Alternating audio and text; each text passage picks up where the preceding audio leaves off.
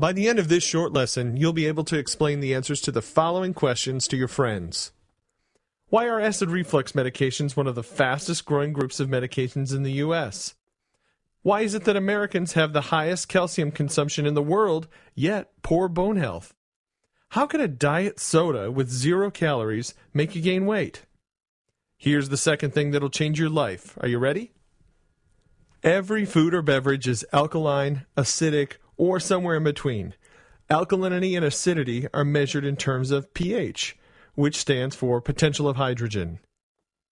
This is a pH scale. It ranges from 0, the most acidic, to 14, the most alkaline. For example, let's consider the following pH values.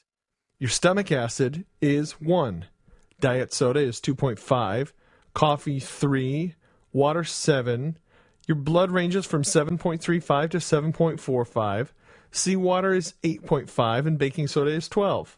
Ideally, human blood should be slightly alkaline, between 7.35 and 7.45 on the pH scale. Your body won't allow your pH to become imbalanced. If it did, you would die. Your body has built-in mechanisms such as respiration, perspiration, urination, and mineral depletion, which keep it in balance. The trouble begins when your body has to work overtime to maintain balance. An imbalance is primarily due to the overconsumption of acid-forming foods and beverages, as well as unhealthy stress.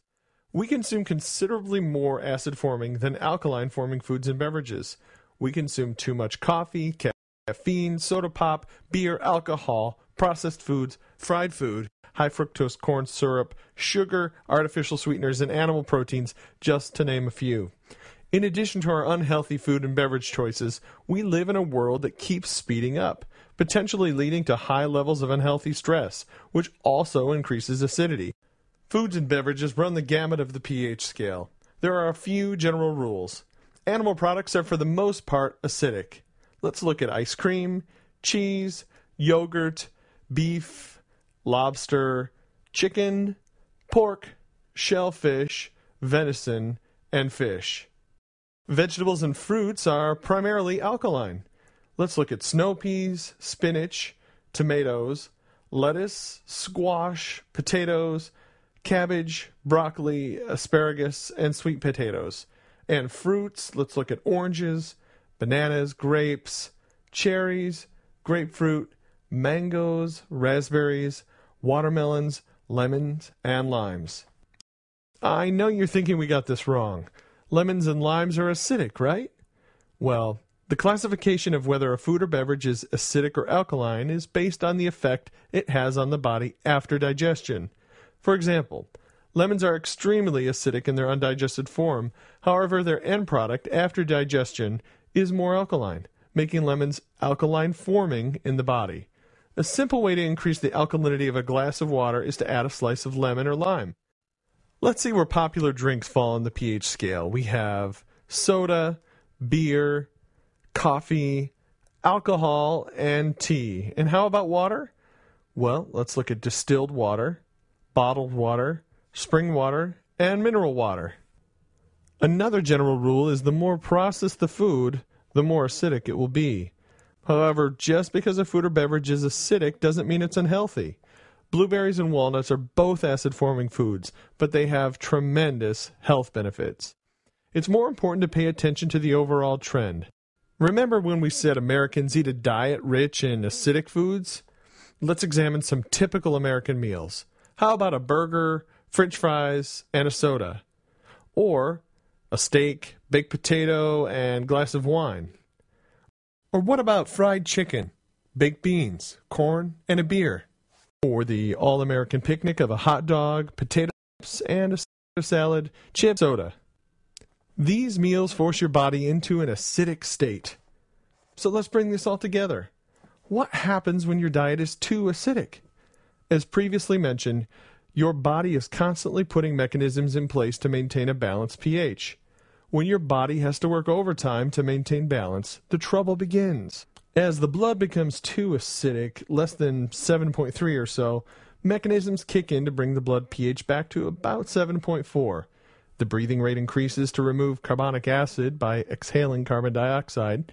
The kidneys increase the acidity of the urine. Minerals begin to be leached out of the body, and the blood pH is quickly back to normal. Here's the kicker. To compensate for an acid-forming diet and high levels of stress, the body uses alkaline-forming minerals such as calcium, magnesium, iodine, potassium, and sodium. Well, that's good, right? What's the problem? The problem is that by eating diets rich in acidic foods, Americans are forcing their bodies to use these precious minerals to achieve balance. Let's take a look at some health problems related to an acid-forming diet and high levels of stress. One of the fastest growing categories of medications in the U.S. are medications that relieve acid reflux. These medications relieve the discomfort, but are they truly fixing the problem? Ask yourself, why do I have acid reflux in the first place? Acid reflux medications are simply introducing alkaline-forming compounds in your body to counteract an acid-forming diet. This program has helped many people completely do away with acid reflux medications simply by improving the quality of foods and beverages they consume. The U.S. has one of the highest calcium intakes in the world, but still has poor bone health when compared to other countries. Why? If we're consuming enough calcium to keep our bones healthy, what's the problem? An acid-forming diet forces your body to leach alkaline-forming minerals, such as calcium, to neutralize the pH of your blood. One of the major culprits is the overconsumption of acidic beverages, such as soda, coffee, energy drinks, and alcohol. And what is the number one source of calories in America? Soda pop. The average American drinks over 46 gallons per year. Many people might say, "It's okay, I drink diet soda." We've heard of people having maybe 3 or 4 or even up to 10 diet sodas a day. Why not? They're 0 calories, right? What if the very thing that you thought helps keep weight off actually put weight on? How? Diet sodas, as well as regular sodas, contain phosphoric acid. Phosphoric acid is right next to battery acid on the pH scale. Constantly flooding the body with an acidic beverage, as we now know, results in the leaching of many minerals. We discussed the leaching of calcium, but now let's focus on iodine. Iodine helps support the health of the thyroid gland. Without iodine, the thyroid cannot work properly. One of the main functions of the thyroid is to regulate the body's metabolism. If you have an underproducing thyroid, your metabolism can become sluggish and weight gain can follow. And that's how a drink with 0 calories can cause you to gain weight. So tell me, how do I balance my body's pH? It's simple. 2 things: R&R and proper diet. First, rest and recovery. Take time for yourself. Get more sleep. Take regular vacations. And try to get a little downtime each day. Secondly, diet. Consume foods and beverages that have high alkaline levels. Now, there's no need to memorize these foods we presented.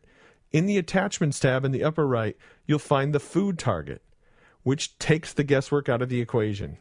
The food target ranks foods from poor in the outer circle to best in the inner circle. One of the main considerations in developing the food target was the effect the food has on your pH. If you're curious, you can monitor your pH on a regular basis by the use of litmus strips. These may be purchased at most health food stores or pharmacies and measure the pH of your saliva or urine. On a side note, the pH of your saliva and urine should fall between 6.8 and 7.2.